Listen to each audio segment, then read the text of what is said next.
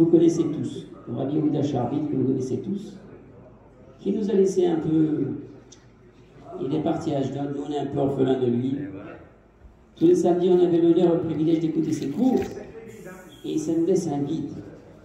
Moi, je ne suis peut-être pas le mieux apte à parler parce que je suis, comment on dit en espagnol, un aficionados, un fan. Je regarde ses cours, je lis ses livres. Peut-être, je ne veux pas parler des autres rabbins, peut-être c'est l'un des rares qui m'a intéressé. Voilà. Dans sa manière de voir les choses. Voilà. Donc ce soir, on a l'honneur et le privilège de recevoir, il nous donne un Melavé Malka. Nous sommes des privilégiés. Vous allez sortir un peu choqués du coup après le soir. Vous allez voir. Bon, je passe le micro au Rav. Il va nous parler, il va nous faire son petit Bartholin.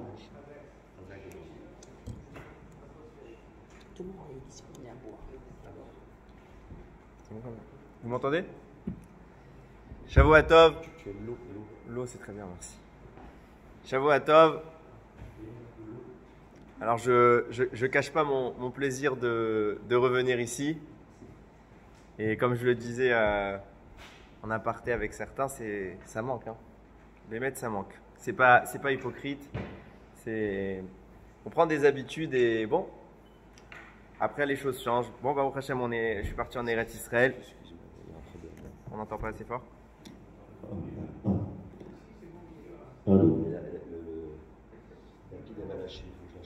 Ah. 2 secondes. Change de micro peut-être, non?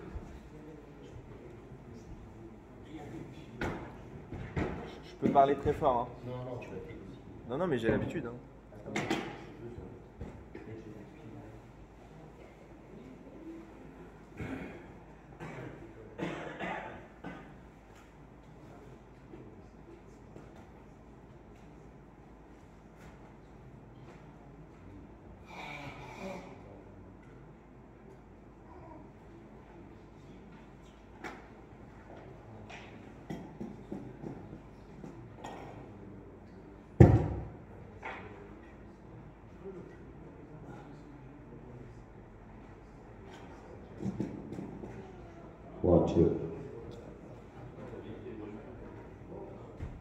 Ça fait un peu crooner comme ça. Hein. C'est crooner. C'est un crooner. Tiens, vas-y. Ok, là vous m'entendez? Essaye de le mettre le plus près possible. Ok. Alors, bon, on va pas déroger à l'habitude. On va parler de la paracha. J'ai hésité à savoir quelle paracha j'allais parler. Parce qu'on est dans un Melavé Malka. Donc on vient de sortir de Vayeshev. On est à la jonction. On fait la transition avec Miketz. Donc au final, j'ai dit qu'on va parler des deux. Bezrat Hashem. Alors, j'aime bien resituer un peu les choses pour que les gens aient bien le contexte à l'esprit. Puis après, on va démarrer une réflexion assez intéressante. Enfin, du moins, on va essayer. Donc, dans notre paracha, on a, donc paracha de Vayeshev, on a la mésaventure de Yosef qui, dans sa relation avec ses frères, ça ne se passe pas très bien. Ils l'ont vendu, ils ont voulu le tuer. Pour finalement, ils vont le vendre en esclave. Il va atterrir chez Potiphar. Là-bas, ça ne va pas très bien se passer. Enfin, au début, ça va plutôt bien se passer pendant même des années, jusqu'à ce qu'il va y avoir l'événement avec la femme de Potiphar, on va y revenir, qui fait qu'il va être jeté en prison. Puis encore en prison, ça va assez bien se passer, il va monter en grade, il va devenir quelqu'un de très important, et il va y avoir les 2 serviteurs de Paro, c'est comme ça que la paracha de Vayeshev se termine. Les 2 serviteurs de Paro vont tomber également en prison, il va bien s'entendre avec eux, il va leur expliquer les rêves, et demandant à leur sortie de prison, ne m'oubliez pas, évidemment ils vont l'oublier, et le temps va passer, pendant 2 ans Yosef va prolonger son exil en prison. Et parachat Miketz, Yosef sort de l'obscurité. Ramim disent, Ketz Sam la Rocher, Akadosh Baruch Hu, il a mis une fin, une limite à l'obscurité. Et enfin Yosef est rappelé de prison, pourquoi? Encore une fois une histoire de rêve, parce que justement, Paro va faire des rêves inexplicables. Je précise par ailleurs que tout le monde lui a expliqué ses rêves. Tous ses sages, ses conseillers vont lui donner une explication tout à fait plausible des rêves. Aucune ne va convenir à Paro. Jusqu'à ce que Eureka, le serviteur de Paro, se rappelle qu'en prison, il y a un génie qui s'appelle Yosef, qui est en mesure d'expliquer les rêves comme personne. Et il va lui suggérer de faire appel à Yosef. Yosef sort et il devient vice-roi d'Égypte. Ça, c'était pour la contextualisation des choses. Mais dans notre parachat Miketz, les choses continuent. La famine est annoncée par Yosef, puisque Pharaon va faire les 7 rêves, les 2 rêves, cette année d'abondance, cette année de famine. Et la famine est tellement grandissante qu'elle atteint le pays de Canaan, là où vit Yaakov et ses enfants. Yaakov envoie ses fils aller acheter du blé en Égypte. Précision, Yaakov n'a absolument pas besoin de blé. Il est immensément riche, mais simplement pour pas que les gens disent de lui, t'as vu, lui il est épargné par la famine, il y a quelque chose de bizarre chez lui. Il ne faut pas porter le regard sur lui, il va faire comme tout le monde, il va suivre la masse, il dit, si tout le monde va acheter du blé en Égypte, moi aussi j'envoie mes enfants acheter du blé en Égypte. Et c'est là qu'arrivent les frères de Yaakov et le rêve de Yosef qu'on a vu dans notre paracha, enfin qu'on a vu au début de paracha, se réalise. Tout le monde se prosterne devant Yosef. Il se rappelle de l'histoire et pour des raisons qui sont extrêmement compliquées à expliquer mais passionnantes, Yosef va un peu embêter ses frères. Il a un tikkun à faire, il y a toute une raison, ce n'est pas mon propos. Et à un moment, il va les réunir avec Binyamin, j'abrège un peu l'histoire, ils sont tous réunis, Yosef fait encore le bête, comme s'il n'était pas Yosef, il va les convier à un repas. Et c'est là que les choses vont devenir intéressantes. Un détail qui a toute son importance. Yosef arrive et il va commencer à prendre sa coupe, là où il boit son vin, et à faire semblant d'être un devin. Prétendant ne pas connaître ses frères, alors qu'il les connaît parfaitement, il va dire, on va vous asseoir. Et il va les classer par ordre de naissance en fonction de leur mère. Il va dire, Reuven, c'est toi l'aîné, tu t'assois là. Shimon, tu es le deuxième, tu t'assois là. Lévi, Yehuda, etc. Chacun va être classé par ordre de naissance en fonction de leur mère. Et les frères se regardent tous, et malgré ça, ils n'ont pas compris que c'était Yosef. Ils se regardent tous, ils disent, c'est qui cet homme? Qu'est-ce qu'il a? Il a une coupe. Et il regarde dans sa coupe. Il fait semblant que la coupe lui donne les informations. C'est tellement quelque chose d'important qui est remis en avant dans l'histoire, c'est que la clé de voûte du système, elle va se faire par là. Parce que regardez la suite de l'histoire. Vayetsav, donc je rappelle, le repas se passe bien, il les renvoie en bons termes, il leur donne tout le blé dont ils ont besoin. Et avant de partir, Vayetsav et Asher al-Beto, les morts. Yosef ordonne au préposé, à l'intendant de la maison, Anashim Ochel, remplit leur sac de nourriture. Kasher Yochelun Seet, Vesim Kesef Ish Befiam Tarto. Tu vas non seulement leur remplir de quoi manger, mais plus que ça, tu vas leur rendre leur argent. Très sympa, c'est le frère, il est gentil. Ved Gevi Geviya HaKesef. Et ma coupe, qui est d'argent, Tassim Befiam Tachat Akaton. Tu vas la cacher dans le sac du petit, à savoir Binyamin. Pourquoi? Pour qu'on accuse Binyamin de vol, et que comme Binyamin, c'est un peu l'élément qui est choyé dans la famille, puisque c'est le seul enfant rescapé de Rachel, officiellement, donc il veut voir est-ce qu'ils vont défendre leur frère en cas de problème. Et Yehuda s'était porté garant de Binyamin. Donc on va cacher la fameuse coupe dans les affaires de Binyamin. Ils vont s'en aller, il va les laisser un peu prendre d'avance, il va regarder sa montre et il va dire, allez me les rattraper, ils ont volé ma coupe. On fouille les affaires et on tombe sur quoi? Dans le sac de Binyamin, il y a la fameuse coupe de Yosef. Je vous pose une question qui est toute bête. Évidemment que Yosef est un tzaddik. Évidemment qu'il n'a pas dérogé à l'enseignement de son père. Mais ce n'est pas assourd de prétendre d'être un devin, d'être un astrologue, de voir le futur, de faire de la sorcellerie. Alors bien sûr, pour peut-être tromper les apparences, Yosef va sans doute plusieurs fois jouer le jeu et s'accommoder au climat égyptien, mais en faisant des avérotes. Sous prétexte qu'il est vice-roi d'Égypte, Yosef, vous pensez qu'il n'a pas mangé cachère tout ce temps? pensait qu'il ne faisait pas Shabbat, qu'il n'étudiait plus la Torah, je peux vous garantir que Yosef est resté un tzaddik. Et la preuve, c'est la seule chose qui va convaincre Yaakov qu'il est vraiment en vie, c'est quand il va lui envoyer des chariots pour lui faire une allusion à ce qu'ils étaient en train d'étudier ensemble, etc. C'est que à ce moment-là qu'il va prouver à son père, papa, je suis resté un tzaddik. Tout ce que tu m'as appris, je l'ai continué. Lui-même, il le vocalise à son père.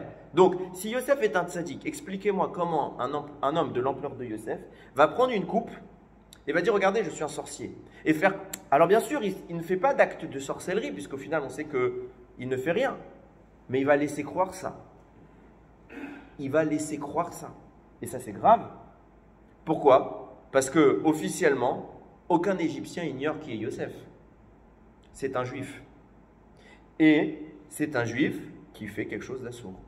Donc les Juifs ne sont pas pieux. Donc les Juifs font des avérotes. Yosef a le droit de faire ça. Que nous soyons pas à son niveau, c'est une chose, mais au niveau de Yosef, vous allez vous rendre compte que, évidemment, l'enjeu est ailleurs. C'est tellement intéressant. Il y a un Midrash Agadol, qui va raconter un peu sur cette coupe, qui va aller un peu plus loin. Vous savez que par la suite, fin de livre de Bereshit, Yosef va être enterré en Égypte et il va faire jurer les Bnei Israël, s'il vous plaît, en sortant, ne m'oubliez pas. Venez récupérer ma tombe et amenez-moi avec vous en Eretz Israël. Les Égyptiens sont tellement inquiets de voir disparaître, ne serait-ce que la carcasse de Yosef, qu'ils vont le noyer dans le Nil, son tombeau.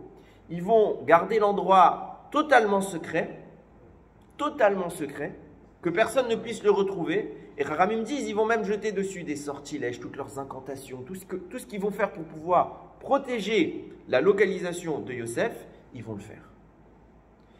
Sorti d'Égypte, qui se charge de récupérer les ossements de Yosef? Moshe Rabbeinu. Moshe Rabbeinu va se présenter devant le Nil et lui-même il est contraint d'admettre, j'ai aucune chance de trouver dans toute cette eau, comment je vais retrouver le tombeau de Yosef. Et le Midrash nous raconte qu'il a pris une plaque dans laquelle il a gravé dessus des textes, des noms saints, entre autres, comme vous l'avez dit, Aléchor. Et là, Yosef est apparu. Mais ce que la majorité des Midrashim ne disent pas, c'est d'où venait cette plaque. Le Midrash dit, Moshe Rabbeinu est parvenu à retrouver la coupe de Yosef, celle-là même avec laquelle il faisait semblant d'être un devin, et il a gravé 4 images dessus. Ces 4 images sont celles qui sont présentes sur le trône d'Akadosh Baruch Hu. Et il a cassé en 4 parties la coupe de Yosef. Sur la première, je ne sais plus si c'est dans l'ordre, il a mis le lion. Il a dit Yosef, il jette, il met des noms saints, et il jette dans l'eau. Il dit Yosef, la Shekhinah t'attend, si tu ne montes pas nous rejoindre, nous serons quittes de ta promesse. Il ne se passe rien. Deuxième, il a mis l'aigle. Même histoire. Il ne se passe rien. Troisième, il a mis le taureau. Et surprise, il ne se passe rien. Et quand enfin il a mis la dernière effigie, celle de l'homme, celle de Yaakov, là subitement, Yosef sort de l'eau et Moshe peut récupérer les ossements et tenir la promesse du Ham Israël. C'est intéressant parce que on constate qu'un petit élément de la paracha, que jusqu'à maintenant on pensait qu'il était anodin, ben finalement il n'est pas si anodin que ça. Il est même tout sauf anodin parce que je vais faire tout un détour. Excusez-moi, je mets mes feuilles à l'endroit, elles sont complètement à l'envers.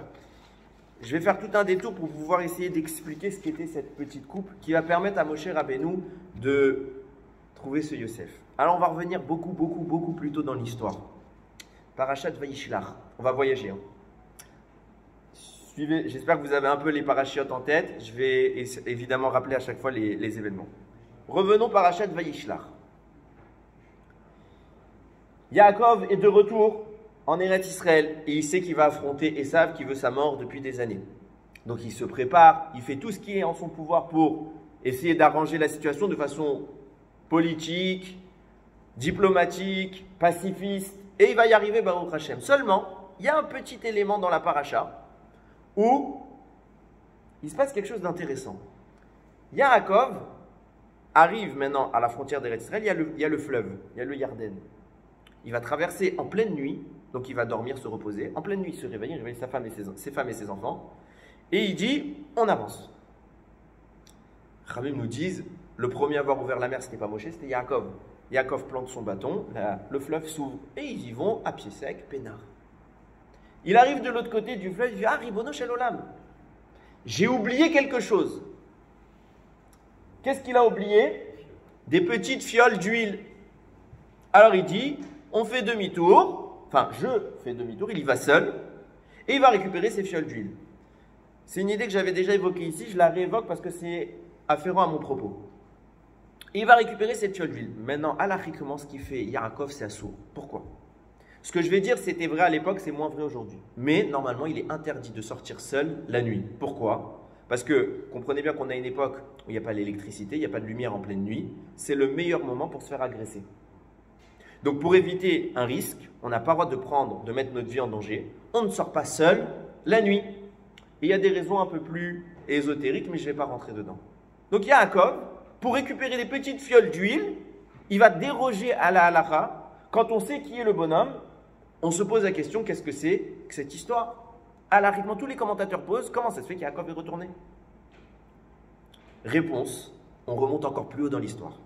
Paracha juste avant, Parachat Vayitse. Yaakov est persécuté par Esav, il a volé les brachot, enfin volé entre guillemets, et il s'enfuit chez tonton Lavan. Esav n'est pas patient.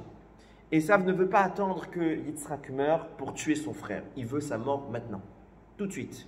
Qu'est-ce qu'il fait? Il dit à son fils qui s'appelle Eliphaz, Eliphaz, tu vas rattraper tonton Yaakov et tu nous en débarrasses. Eliphaz poursuit Yaakov, il le rattrape, et là Eliphaz fait son tzaddik version rachat. Il dit, j'ai un problème à l'Arik, tonton. D'un côté, j'ai mon papa qui m'a donné un ordre, qui boudavaem. L'ordre, entre parenthèses, c'est de te tuer, ce qui est totalement interdit. Mais ça, on s'en fiche. Je suis quelqu'un qui respecte Kibud Av Vahem, donc je dois te tuer. Mais d'un autre côté, tu es mon tonton. J'ai pas envie de tuer l'homme qui m'a fait grandir, j'ai grandi dans tes bras, je ne sais pas quoi faire, tonton. Qu'est-ce qu'il dit? Il dit, je vais t'apprendre une halakha. Un pauvre, totalement démuni, est considéré comme un mort. Si tu voles tous mes affaires, tous mes biens, toutes mes propriétés, d'un côté, je suis considéré comme un mort, tu as respecté ton père qui t'a demandé de me tuer parce que tu m'as tué, mais d'un autre côté, je suis toujours en vie, mon cœur bat. Et il va se dire, génial, il lui prend tout, même ses vêtements, même un coussin, Yaakov, il l'a plus. Il n'a plus rien, il garde juste son bâton. Juste un bâton, c'est juste pour pouvoir marcher parce qu'un bâton ne vaut rien, on peut le trouver n'importe où dans la rue. Pourtant, il avance, il va faire le fameux rêve de l'échelle. Donc il n'a tellement pas de quoi dormir qu'il est obligé de prendre des cailloux pour dormir. Il va mettre plein de cailloux autour de sa tête pour se reposer. Et là, Dieu lui apparaît. Il va voir des anges qui montent et qui descendent. Une des raisons qui sont données pour lesquelles l'ange monte et descend, les anges montent et descendent, c'est justement ce qu'on a dit il y a 2 minutes, c'est que dans le ciel se tient Akadosh Baruch Hu et son trône. Sur ce trône sont gravées 4 images, et une de ces images, c'est l'humain. Et la photo qui est là-bas, c'est le visage de Yaakov. Les malachim, ils sont en bas, ils voient un bonhomme, ils disent, mais attends, on connaît, on va vérifier. Ils montent Bachamaïm, ils disent, mais c'est le même, et ils viennent crier en bas, cet homme, c'est celui qui est gravé dans le ciel, qu'on voit tous les jours quand on s'approche d'Akadosh Baruch Hu. Yaakov se réveille, il a la promesse d'Hachem, il dit, Zé Shahar Hashamaim, c'est la porte du ciel. Donc qu'est-ce qu'il fait? Il consacre l'endroit pour le destiner au futur Beth Amikdash. Comment il consacre l'endroit? Les pierres qu'il a mis autour de sa tête ont subitement fusionné en une grande stèle, et Yaakov y appose de l'huile.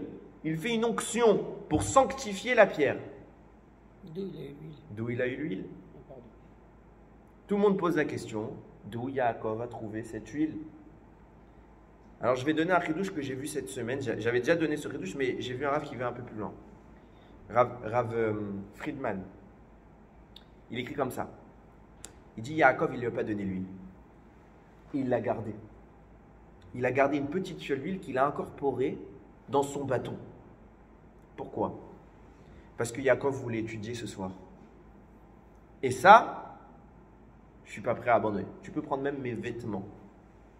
Mais mon limoud Torah, il va faire nuit, j'ai besoin d'une fiole d'huile, je vais étudier.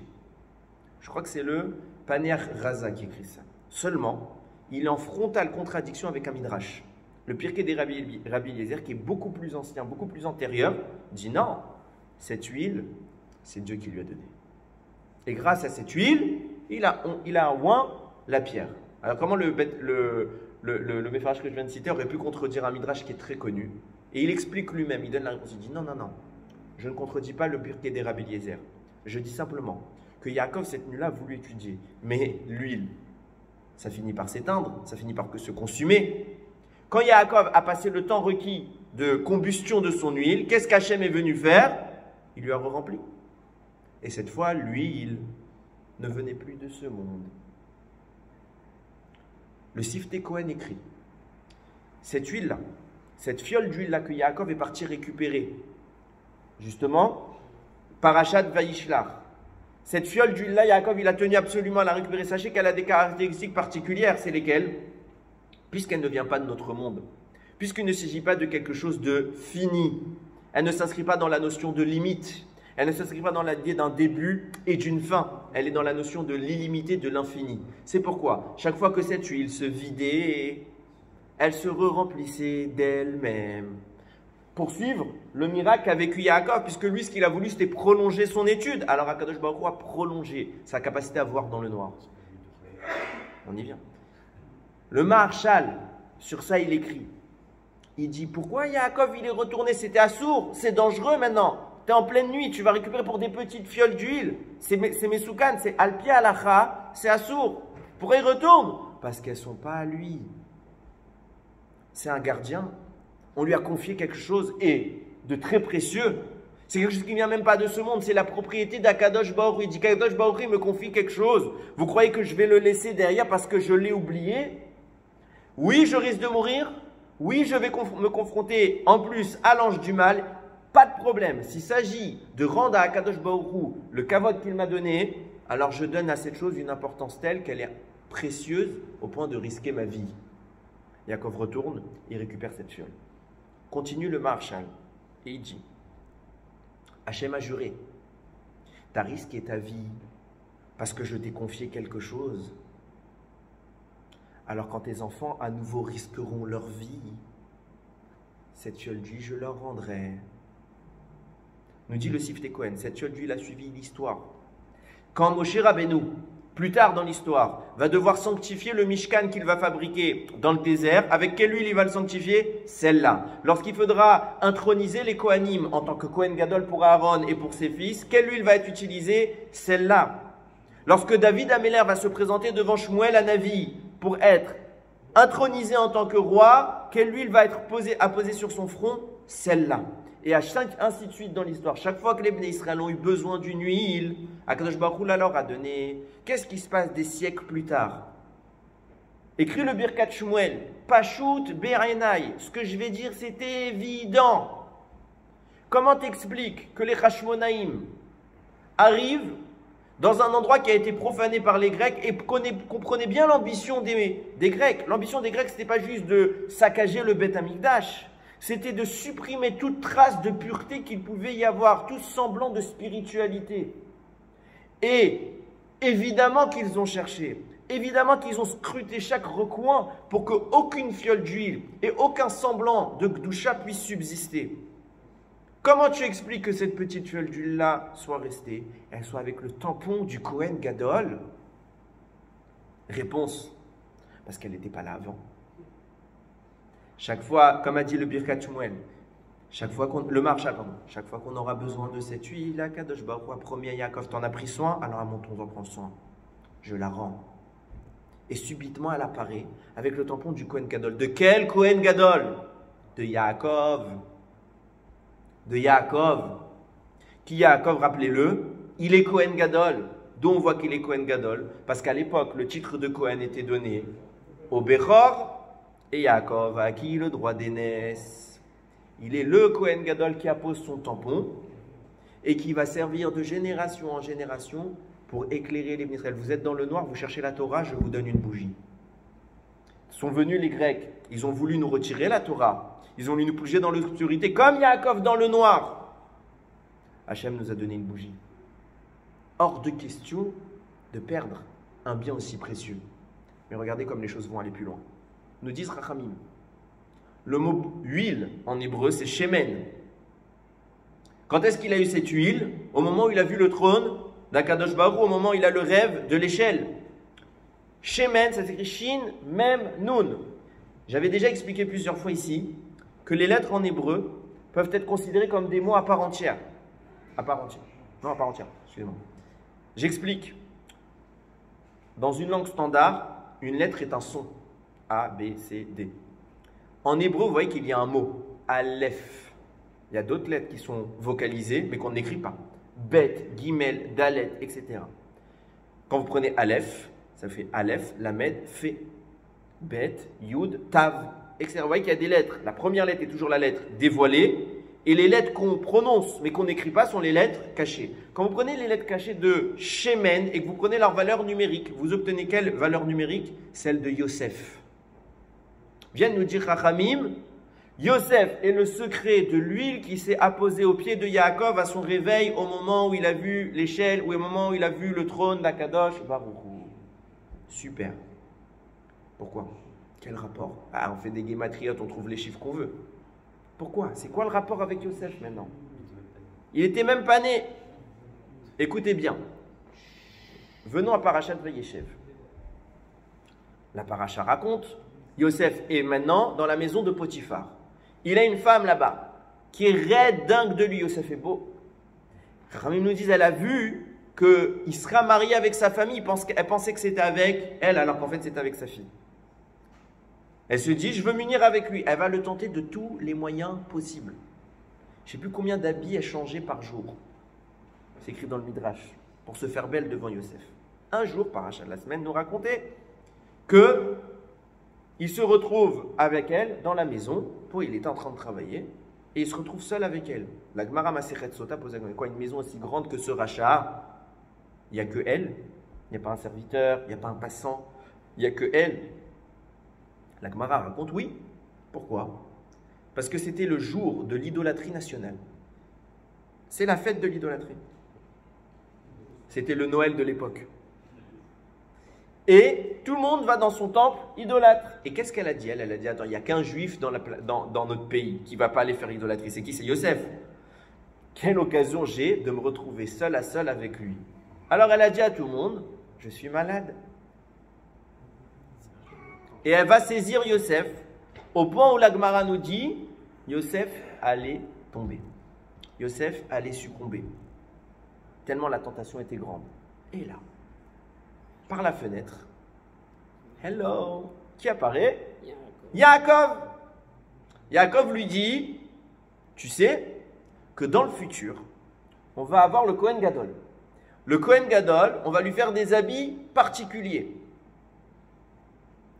Sur ces habits-là, un des habits, il y a le éphod. Le éphod, c'est une sorte de tablier avec deux épaulières comme ça. Et au niveau de chaque épaule, il y a une pierre précieuse. Une là, une là. Et sur chacune des pierres précieuses, il y a 6 noms gravés. 6 là, parce que c'est les 12 fils de Yaakov. Et dans les 12 noms, il y aura Yosef. Il lui dit, tu veux qu'à la place de Yosef, on écrit le berger des prostituées? Là, Yosef, il est choqué. Il dit non, pas du tout. Et il s'enfuit. C'est quoi ce Yaakov qui apparaît là? Yaakov, on pourrait penser c'est de la télépathie. Ok, Yaakov pense que son fils est mort, donc je ne pense pas qu'il lui a parlé à distance. On pourrait penser Roi HaKodesh, prophétie. Non. Pourquoi? Parce qu'on est dans un endroit rempli d'idolâtrie. Même Moshe Rabbeinu, le plus grand de tous les prophètes de l'histoire, il doit sortir de ces lieux-là pour parler à Dieu. Donc Yaakov, il ne peut pas parler avec Dieu. C'est quoi ce Yaakov qui apparaît? Le Maharsh a écrit, non, il n'y a rien de prophétique. À ce moment-là où Yosef est sur le point de tomber, il dit, Ribono Shel Olam, je vais craquer, je suis qu'un homme. Il fait quoi? Il pense à la Torah. Et il commence à réviser à ce moment-là les Chidushim que son papa Yaakov, il lui a appris pendant 14 ans qu'ils ont étudié ensemble. Et il a un guilouille, il a un dévoilement céleste. Et quoi? Subitement, il a une lumière qui le pénètre, qui lui permet de voir le trône d'Akadosh Baruch Hu, sur lequel est gravé quoi? Le visage de son papa. et il comprend au travers de la Torah de son père quelle réprimande, en voyant son père, en se concentrant sur cette Torah qu'il lui a transmise, quelle réprimande son père lui aurait fait. Il n'y a pas eu de discours, il n'y a pas eu de magie, il n'y a rien eu. Simplement Yosef qui se concentre sur Akadosh Baruch Hu. Et là, il voit papa Yaakov. Mon père, il m'a appris ça. Il m'a appris qu'il y aura un Kohen Gadol. Il a appris qu'il y aura mon nom dessus. Et moi, je vais faire Tel Avera. Hachem Ishmor. Là, subitement, il peut voir le ciel. Et il est sauvé. Écoutez bien ce que nous dit Rachamim. Le Ziz Shaddai, c'est un commentaire très intéressant. Il dit, il faut savoir que au fil de l'histoire... Ah pardon, j'ai oublié quelque chose de très important. Je me dis, il me manquait quelque chose. Quel jour on était? Le jour où Yosef est avec Madame Potiphar. Quel jour on est? Il y a un commentateur, il s'appelle le Imre Noam. Il dit, c'est le 8e jour de Hanouka. Super, d'où tu sors ça? Il met point comme ça. Bah, c'est facile. Moi, si j'avais envie de faire un beau Dvar Torah sur Sukkot, je leur ai dit c'était le 3e jour de Sukkot, ou c'était Kippour, ou c'était Pessah, en fonction du moment. Ça se trouve, on peut croire, Chas Shalom. Le Imre Noam, il a dit, attends, ce Shabbat, c'est Hanouka, je vais leur faire une dracha, je vais leur sortir que Yosef, c'était le 8e. S'il a dit ça, c'est qu'il a une raison. D'où il sort ça? Il dit rien. Il dit rien. Ça ne nous empêche pas de tenter de comprendre. Regardez comment les choses se passent. Nous dit le Ziz Shaddai, et là j'y viens. Au fur et à mesure des générations, depuis Adam Arishon jusqu'à Noah principalement, après Abraham va commencer un peu à briller, il va y avoir Averot sur Averot, Averot sur Averot. Ça va profaner le nom de Dieu. Les hommes vont commencer à agir en désaccord avec le divin. 4 grandes générations de fauteurs vont apparaître et ces 4 grandes générations vont entacher les 4 lettres du nom d'Hachem. Quand je parle d'abîmer les 4 lettres du nom d'Hachem, ça ne veut pas dire que Chas v'Shalom, ne serait-ce qu'une fraction de seconde, Dieu soit impacté ou affecté par l'action de l'homme. Dieu est parfait, il se suffit à lui-même et on n'est totalement pas en mesure d'accéder à son niveau. Seulement, c'est nous qui sommes impactés parce que la dimension du divin qui se révèle à l'homme est dépendante de la capacité de l'homme à l'apercevoir. Et au fur et à mesure des fautes qu'il va y avoir dans l'histoire, notre capacité à concevoir Dieu va s'atténuer, va s'affaiblir. Et première génération de fauteurs, ils vont abîmer le Yud. Et cette dimension que représente le Yud, je ne sais même pas ce que c'est. C'est une émanation du divin très marquée. Elle va être abîmée, donc on va un peu moins percevoir Dieu. Puis une deuxième génération qui va profaner le Hé, puis une troisième le Vav, puis une quatrième le Hé, au point que Dieu devient étranger dans la bouche de l'homme, jusqu'à ce qu'Abraham apparaisse. Et il commence à rentrer à nouveau dans le vocabulaire de l'humain que Dieu existe.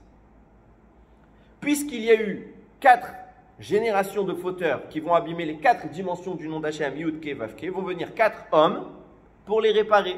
Et nous dit le Ziz Shaddai, ces 4 hommes, chaque lettre qu'ils vont réparer va être incorporée dans leur nom. Alors, ce n'est pas nécessairement dans l'ordre, je ne sais pas pourquoi, j'ignore, mais Avraham ne va pas réparer le Yud. Avraham va réparer la deuxième lettre du nom d'Hachem, le Hé. D'où on voit ça, parce qu'Avraham ne s'appelait pas Avraham, il s'appelait Avram, sans le Hé. Qu'est-ce qu'Akadosh Baruch Hu fait? Il lui rajoute un Hé, parce que tout son rôle sur terre a été de réparer la deuxième lettre du nom d'Hachem. Yitzhak n'aurait pas dû s'appeler Yitzhak, parce que Sarah, quand elle a reçu Yitzhak, qu'est-ce qu'elle a dit? Elle a dit Tserok. C'est une blague. Ce qu'Akadosh Baruch Hu est en train de me faire, une dame de mon âge, elle est en train d'allaiter maintenant, tout le monde est en train de se moquer de moi, tout le monde est en train de suspecter que ça se trouve c'est pas moi la mère, et à cause des suspicions des gens, alors je suis obligé d'allaiter leurs enfants pour leur montrer qu'en effet, j'ai du lait, et qu'en effet, c'est moi qui ai enfanté Yitzhak. Il aurait dû s'appeler Tzrok. Al-Kadosh Baruch Hu vient et il dit non, Yitzhak. Parce que le rôle d'Yitzhak sera de réparer le Yud de mon nom. Yaakov, ça s'écrit Yud, Aïn, Kouf, Vet. Sauf qu'à 5 reprises dans l'histoire de la Torah, Yaakov est écrit avec une lettre supplémentaire, avec un Vav. Parce que Yaakov va réparer la troisième lettre du nom d'Akadosh Baruch Hu. Et le dernier, c'est Yosef. Pourquoi? Parce que David Améler nous révèle un secret. À un moment, Yosef ne s'appelle plus Yosef. On dit tous les semaines dans le Tehilim. Et doute, billet Hosef. D'où il vient ce Yehosef? C'est Yosef, auquel on rajoute quelque chose de supérieur. Un Hé. Parce qu'il va réparer la quatrième lettre du nom d'Hachem. D'ailleurs, remarquez-le, cette quatrième lettre-là, nous dit Rachamim, c'est la lettre de la conception. C'est la lettre du don de la vie. C'est l'énergie qui émane de Dieu qui permet à l'humain de procréer. C'est pourquoi vous la retrouverez dans toutes les Immaot sauf une. Sarai n'a pas d'enfant, parce qu'elle n'a pas de hé. Hachem lui dit, non, on ne va plus t'appeler Sarai, on te met un hé. Qu'est-ce qui se passe? 1 an après, elle accouche d'Yitzhak. Rivka, il y a un hé? Oui. Alors Rivka, au début, elle a du mal à enfanter, mais elle a un enfant. Ça n'a pas duré très longtemps dans la Torah. Léa, elle a un hé. Zilpa, elle a un hé. Bilha, elle a un hé. Il n'y en a qu'une qui n'a pas de hé, c'est Rachel. La seule qui se dispute avec son mari parce qu'elle n'a pas d'enfant, c'est Rachel. Elle dit, j'ai pas d'enfant. Alors tu sais ce qu'on va faire? Prends Bila. Oulai ibane mimena. Peut-être serais-je construite grâce à elle. Qu'est-ce qu'elle veut dire cette phrase? Ma Bilha, elle a 2 haies. Bilha a 2 haies. Et si j'arrive à me connecter à l'émanation d'un de ces haies qui est capable de donner la vie, alors peut-être que moi aussi, je donnerai la vie. Elle lui donne Bilha et elle a Yosef. Et puis ensuite, Binyamin. Le Ziz Shaddai écrit, à quel moment Yosef a obtenu son hé, puisque le hé dont je parle est le hé vecteur de la vie, et le hé capable d'enfanter, d'engendrer. À quel moment Yosef a su préserver l'organe reproducteur, la Brit Mila, face à Madame Potiphar, qui entre parenthèses s'appelle Zulika. Face à Madame Potiphar. À ce moment-là, Yosef préserve sa Brit Mila. Akadosh Baruch Hu dit, je change ton nom, t'es plus Yosef, t'es Yehosef. Parce que tu viens de réparer la dernière lettre de mon nom. Retenez bien ce que je viens de vous dire. Ça va être très important pour la suite. On continue. Début de la parashat Vayeshev, Yosef est appelé Nahar. Veu Nahar et bene Bilha et bene Zilpa. Nahar veut dire quoi? Enfant. Il est un enfant avec les enfants de Zilpa et les enfants de Bilha. Rachid dira, pourquoi il est appelé enfant Yosef? Parce qu'il s'arrange les cheveux, il se fait beau gosse, etc. On ne peut plus faire ça à partir d'un certain âge, mais il essaye de se faire beau en permanence, etc. Bon, ça c'est le sens simple, il agit comme un enfant, mais on sait que Yosef est un tzaddik et que ces préoccupations-là ne le concernent que très peu. Vient le Zohar. Il dit pourquoi il est appelé Nahar? Parce qu'il y a un autre homme qu'on va discrètement appeler Nahar. Vous savez qui c'est? Hanor. Vous savez qui est Hanor? Hanor est un des hommes qui a vécu entre Adam et Noach. Il est le papa de Métouchélar, le fameux Mathusalem, l'homme réputé comme étant le plus vieux de l'histoire. Et regardez comment c'est raconté, pour vous dire qui était Hanor. La Torah parle de lui en termes très élogieux, c'est un des rares entre Adam et Noach, qui va être un tzaddik. Vayechi Hanor Chamesh Veshishim Shana, Vayoled et Métouchélar. Il y a Hanor, il a vécu 560 années, il a eu Métouchélar. Il a suivi le chemin d'Hachem. Donc il a eu des enfants, il a suivi le chemin d'Hachem. Donc ça c'est l'âge de Hanor. Et Hanor suivait le chemin de Dieu. Et il a disparu. Pourquoi? Parce que Dieu l'a pris. Le premier à être monté vivant dans le ciel et à devenir un ange, c'est pas Eliyahu Hanavi. Le premier, c'est Hanor. Et non seulement qu'il est devenu un ange, mais qu'il est devenu le chef de tous les malachim Bashamaim. Bien plus haut qu'Eliyahu encore. C'est le chef de tous les anges. Et, nous dit le Zohar, Shlomo Ameler va nous faire une insinuation passionnante. Shlomo Ameler écrit Hanor lana'ar alpi darko. Éduque un enfant d'après son chemin. Évidemment qu'on n'éduque pas tous les enfants de la même manière. Chaque enfant a son propre derer. Enseignement de base. Mais vient le Zohar nous dit, Shlomo Ameler, il a caché un deuxième enseignement dans ce texte. C'est lequel? Hanor. C'est pas éduque. On parle de Hanor, celui dont je vous parle. Et il est appelé Nahar. Pourquoi? Quand Bereshit nous dit, Akadosh Baruch Hu va tracer les générations qui vont suivre de Adam jusqu'à Noach, il va dire et les Toldot ha-Adam. Voici les générations de Adam. Le Zohar vient et écrit, il dit c'est le livre de Hanor qui contient tous ses secrets. Quel rapport Hanor et Adam? Parce qu'il faut comprendre. Adam Arishon est un être qui est né lumineux, est un être qui avait la capacité d'émettre de la lumière. D'ailleurs, Rabbi Meir, quand il parlait de la peau d'Adam Arishon, qu'Akadosh Baruch Hu lui a confectionné une tunique, a écrit Kotnot Or, des tuniques de peau. Lui, Rabbi Meir disait Kotnot, or, des tuniques de lumière, avec un Aleph. Parce que le corps, la peau d'Adam Arishon originelle était une source de lumière pour le monde. Elle éclairait d'un bout à l'autre de la planète et Adam Arishon pouvait voir sans limite dans l'espace. Qu'est-ce qui se passe? Ils vont faire la faute et la lumière d'Adam va s'éteindre. D'ailleurs, c'est pour ça que les femmes font de la katnerot et c'est pas nous. Parce que comme c'est Chava qui a donné à Adam à manger du fruit, alors Chava éteint la bougie du monde. Alors elle rallume les bougies. Adam est cette lumière qui s'est éteinte. Plus tard, il va se réincarner chez qui? Chez Chanor. Et Chanor, il va tellement vouloir se rapprocher d'Hachem que conscient de la génération dans laquelle il évolue, conscient des limites et de l'impureté de ces hommes, il va s'écarter d'eux. Il va s'isoler pour trouver Akadosh Baruch Hu. Il va être en permanence à la recherche de Dieu, à une étude profonde. Et à ce moment-là, il va commencer à retourner à l'état antérieur d'Adam Arishon, avant que sa lumière ne s'éteigne. Au moment où sa peau brillait de mille feux, Adam Arishon va renaître. Et il va être comme un enfant. Nous dit Shlomo Ameler, Chanor la Nahar. Chanor, il est devenu un Nahar, il est devenu un jeune homme. Pourquoi il est-il devenu un jeune homme? Parce qu'il est allé al Pidarko, il est allé sur son propre chemin. Il s'est isolé de tout le reste de la population. Quand il a vu qu'elle n'était pas compatible avec lui, qu'il ne pouvait rien faire pour eux, il s'est retiré. Il s'est rapproché de Dieu, il a réussi à prendre cette Neshama qui était celle d'Adam Arishon et à nouveau la faire briller. Cette lumière apparaît dans le monde, elle n'est pas compatible avec le monde dans lequel évolue Chanor. Akadosh Baruch Hu lui dit, tu t'en vas, tu remontes dans le ciel. Plus tard, il va revenir chez qui? Yosef, qui lui-même est appelé Nahar. Pourquoi? Parce que le but de cette lumière, ce n'est pas de rester caché dans le ciel. Si Akadosh Baruch Hu a créé cette lumière, c'est bien pour la diffuser sur terre. Seulement, la génération de Chanor, elle ne méritait pas. Mais maintenant, s'apprête à pointer du nez une nouvelle génération, laquelle? Celle des enfants de Yarakov. Et où est-ce qu'ils vont descendre? Dans l'endroit le plus impur du monde, l'Égypte. L'endroit de la profanation ultime, l'endroit de l'idolâtrie permanente, de la sorcellerie et de tout ce qu'on peut imaginer de mauvais. Comment ils vont survivre là-bas? J'ai dit, j'envoie Yosef. Maintenant que Chanor a récupéré cette doucha, a récupéré cette lumière, cette étincelle, alors je vais l'envoyer en Égypte pour qu'elle commence à pénétrer les entrailles des Égyptiens, à s'incorporer dans les murs et dans l'ambiance égyptienne, et à faire un peu émaner cette doucha dans l'obscurité totale. C'est tellement efficace que dans notre paracha, Miketz, qu'est-ce que Paro va dire?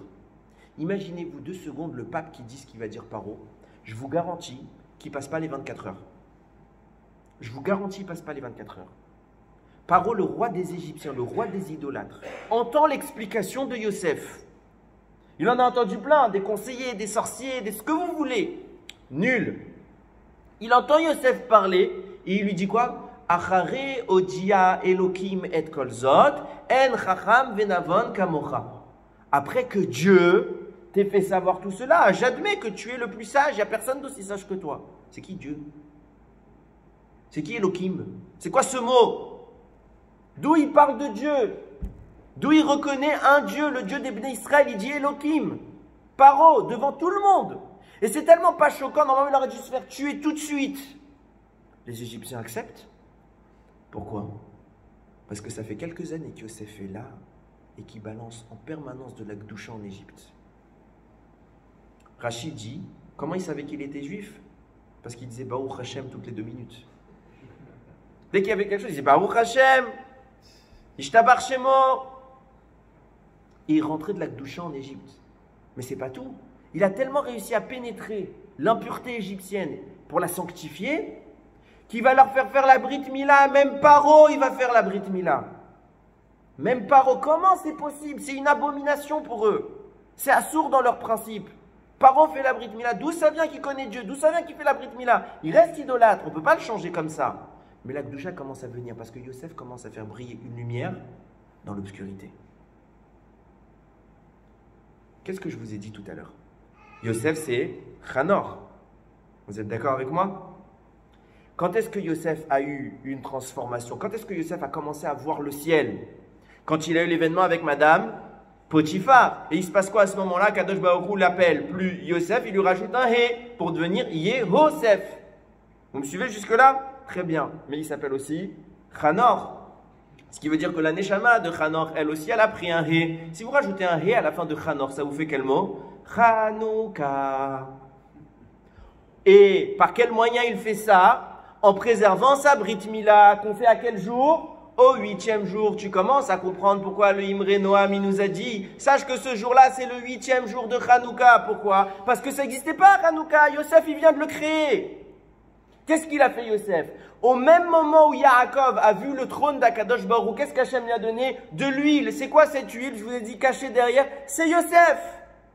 Et caché dans cette huile toute l'énergie de Hanouka. Mais Hanouka n'existe pas. Il faut maintenant passer du potentiel à l'effectif. Il faut manifester cette énergie-là. Comment on va le faire? On va créer quelque chose qui n'existe pas. On va donner à l'humanité une capacité qui, dans l'obscurité, leur donnera le pouvoir de voir.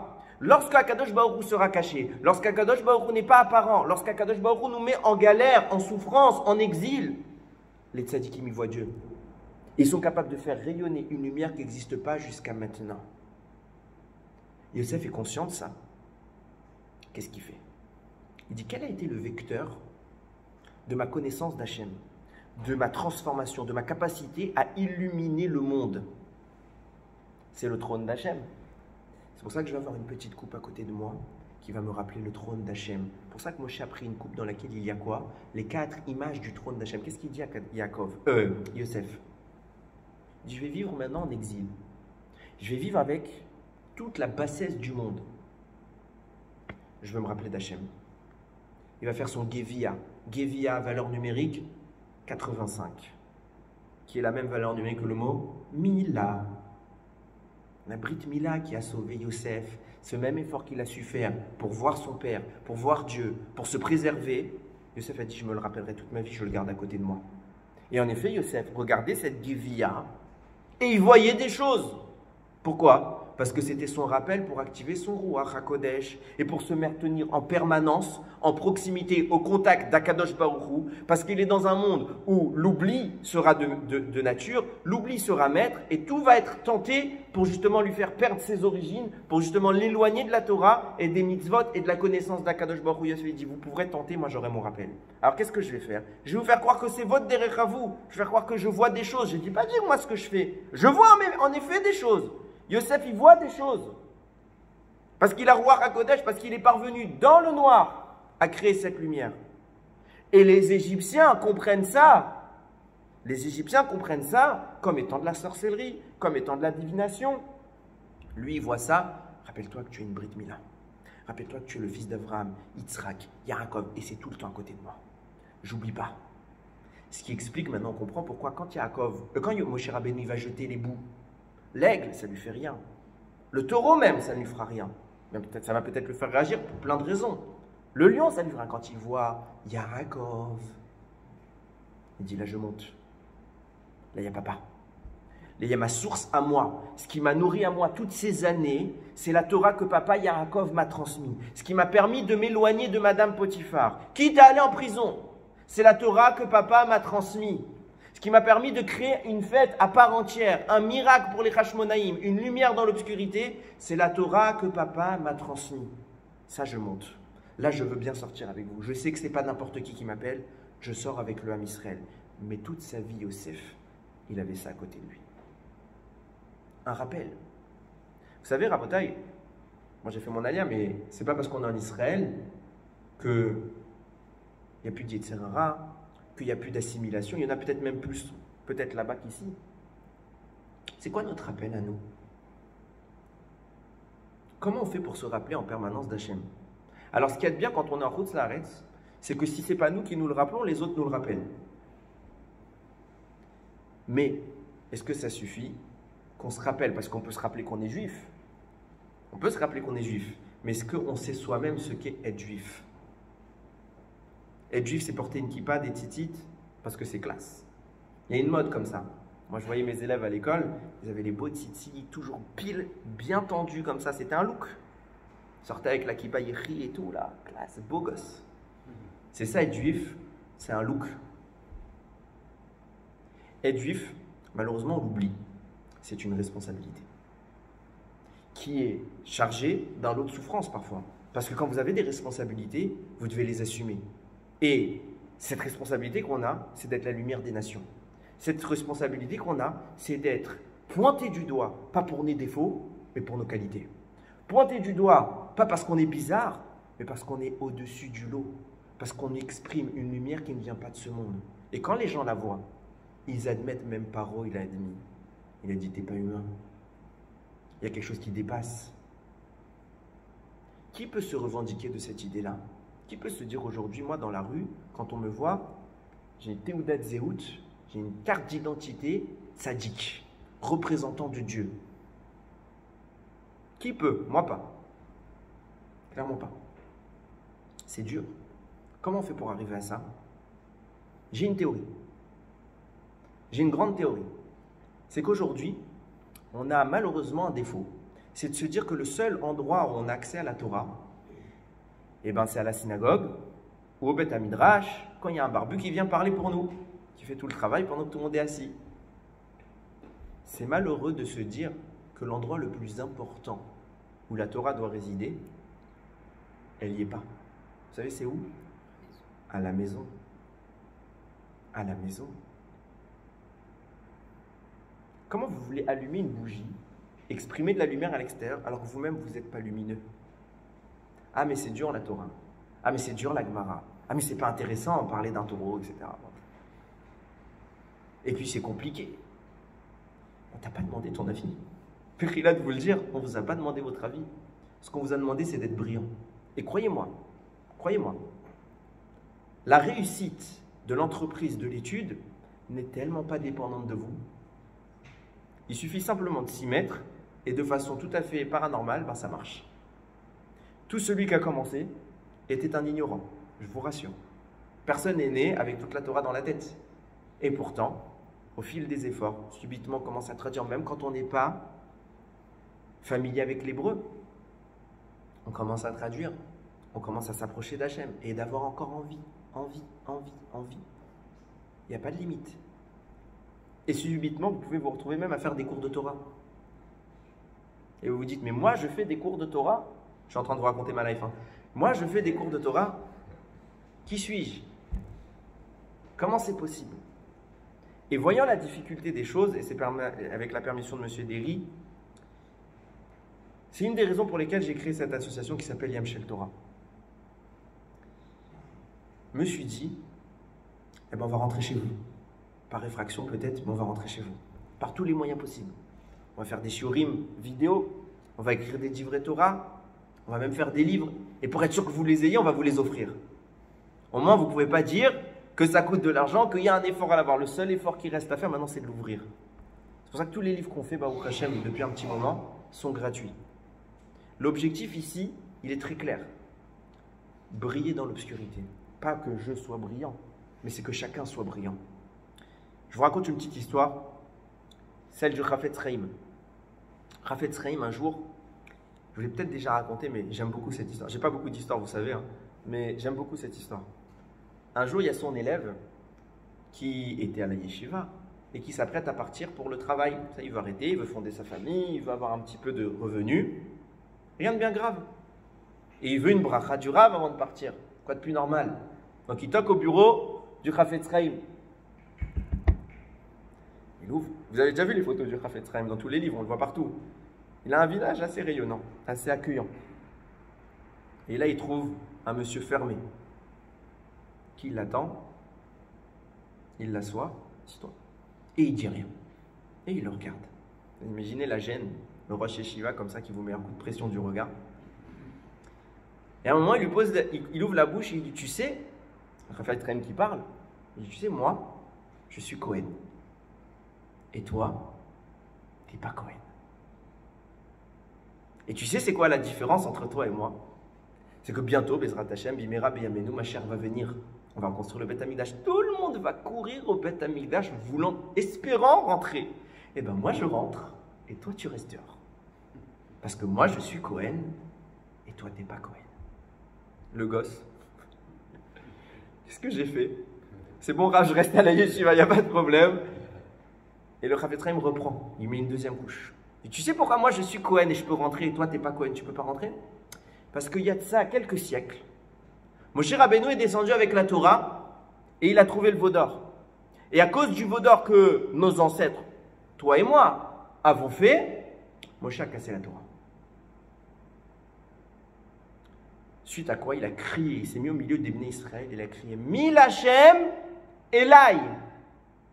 Que tout celui qui est pour Hashem vienne avec moi combattre les idolâtres. Eh bien, mes parents, à moi, le Chafetz Chaim, ont répondu à l'appel et tes parents n'ont pas répondu. Donc, moi, je suis Cohen, j'entre au Beth Amikdash, toi, tu restes à l'extérieur. Et au Chafetz Chaim de reprendre la parole. Écoute, mon fils, un jour viendra où dans ta vie, Hachem te criera Mil Hashem Elai. Que tout celui qui est pour Hachem qui vienne avec moi. Ne fais pas l'erreur de tes parents et cours. Tu vois les répercussions des siècles après? Ne loupe pas l'opportunité de soutenir Hachem, de soutenir sa Torah. Quand Moshe Rabbeinu a cassé la Torah, son cri c'était Mil Hashem. Quand il faut maintenant faire briller la Torah, Hachem est en train d'hurler. Qui veut me soutenir? Aujourd'hui, l'association que j'ai la chance d'avoir pu mettre en place, elle me dépasse. Je ne vous le cache pas, je ne pensais pas du tout. Ça fait tout juste 6 mois que je suis parti et les projets qui se présentent, je ne suis pas à même. Ouvertement, si je m'écoutais à moi, il faudrait que je me clone en 10, 15, voire 30. Pour faire simple, actuellement, le rythme, pour ceux qui connaissent un peu au travers de l'application, au travers du site internet, c'était une vidéo par semaine de paracha avec un texte que j'écris. Le même texte que je suis en train de vous dire, il est tapé, vous pouvez le lire. On a augmenté, on a rajouté 2 shiurim de halakha. Ça, c'était ce qui se faisait. Les projets qui arrivent. On va écrire, Bezrat Hashem, il y a le livre de Devarim, tome 1, qui doit apparaître. J'ai été sollicité pour pouvoir refaire une Agada. Il y a le tome 2 de Bereshit qui doit sortir également très bientôt, sachant que le tome 2 sera en 2 volumes. Parce qu'il est trop épais, je ne peux pas vous faire un livre comme ça, ce serait une encyclopédie. Alors on va être obligé de le couper en 2 a priori. Bezrat Hashem, très bientôt, il y aura un nouveau shiur qui va démarrer sur le nar, sur les prophètes. Ça fait des mois que j'y travaille. C'est quelque chose qui n'existe pas beaucoup. C'est très compliqué, mais c'est passionnant. Donc c'est encore un nouveau shiur qui devrait amener, si Dieu le veut, mais il veut, qui devrait amener à l'écriture d'un livre sur le sujet. Et enfin, à la fin de tout cela, il y aura un podcast régulier de halakha tous les jours sur les Ilchot Shabbat qui devrait bientôt, j'espère aux alentours de janvier, commencer. Pourquoi je vous dis ça? Parce que j'ai encore plein d'autres idées en tête. Et en fait, je commençais à faire le compte et je dis attends, on va calmer les choses. Et si je commence à budgétiser les idées, les choses, si je devais attendre d'avoir le budget pour commencer, alors je ne ferais plus ne serait-ce qu'une seule des choses parce que ce serait bien trop grand pour mes petites épaules. Alors je suis parti de l'idée complètement opposée. On va faire étape par étape. Dès qu'il y aura, on fera. Si je peux faire un projet, j'en ferai un. Si je peux en faire 15, j'en ferai 15. La shéla ici n'est pas de savoir est-ce que oui ou non je vais pouvoir faire. Ce n'est pas entre mes mains. Mais j'ai une émouna shlema que j'y arriverai. La shéla, c'est de savoir comment Akadosh Baruch Hu va faire pour qu'on y arrive. Alors, si il y a parmi vous des gens qui seraient intéressés, je n'aime pas du tout faire ce que je fais, mais je suis contraint de le faire. Vraiment, pour moi, c'est très désagréable de faire ça. Mais si des gens veulent répondre à cet appel, ce petit appel réduit qu'a fait Moshe Rabbeinu de dire au moment où j'ai brisé ma Torah, Mil Hashem Elai. Alors, permettez-moi de répéter la phrase de notre maître à tous, Mil Hashem Elai. Vous pouvez aujourd'hui participer à une mitzvah qui, à mes yeux, est la plus importante de toutes, à laquelle je consacre mes jours et peut-être souvent trop mes nuits. Mil Hashem Elai, venez avec moi faire connaître Akadosh Baruch Hu. On va allumer demain soir les nérotes. C'est quoi? C'est une cérémonie? On se donne des cadeaux? Ou c'est un moment où on se dit, on va montrer Hachem aux autres? Comment montrer Hachem si on ne le connaît pas? Alors, pas tout le monde est capable de faire connaître Hachem, pas tout le monde a les connaissances, pas tout le monde a l'accès. Mais on peut chacun à son niveau participer. Comment on peut participer? Je vais vous dire. Il y a évidemment l'aspect financier, vous pouvez participer sur ce point-là. Je vais vous distribuer à la fin des flyers. Il y a un QR code, vous n'avez plus qu'à scanner si vous voulez participer Inématov. Mais il y a quelque chose qui me tient encore beaucoup plus à cœur que ça. Écoutez les shiurim. Écoutez les shiurim. Répétez-les. Apprenez la Torah. Pour moi, ça a bien plus de valeur quelqu'un qui m'a dit « Rav, j'ai une sheila sur votre shiur » que quelqu'un qui va participer financièrement, même si je l'incite, qui va participer financièrement à soutenir l'association. Il n'y a pas de plus belle mitzvah que de faire connaître Hachem. Avraham a été choisi juste parce qu'il a réussi à faire connaître Hachem. On a cette possibilité. Aujourd'hui, on a une chance extraordinaire que même Avraham il n'avait pas. C'est que nous, on est les successeurs de ces gens-là. Et il y a eu des siècles et des siècles et des siècles de rabbanim qui ont écrit, qui ont commenté, qui ont expliqué la Torah, qui nous permettent aujourd'hui de comprendre des choses, petits que nous sommes, que même les grands des générations d'avant n'ont pas pu comprendre. Ça, c'est notre route à nous. On va le laisser passer. Qu'Hachem, il nous donne cette force-là, il n'y a pas plus beau sur terre. Qu'Akadosh Baruch Hu nous aide toujours à pouvoir briller, à pouvoir le voir dans l'obscurité. Et surtout, surtout, qui nous aide à le diffuser dans le monde, à le faire connaître. C'est la plus belle des choses. Baruch Adonai Leolam. Amen ve Amen. On a fait pile 1 heure. Rabbi Chanan ben Akasha Omer Ratza Kadosh Baruch Hu lezakot et Yisrael Shichari Ba'elam Torah Mitzvot Shene'emar Noach Hafetz Eman Tzidku Yagdil Torah ve'yadir.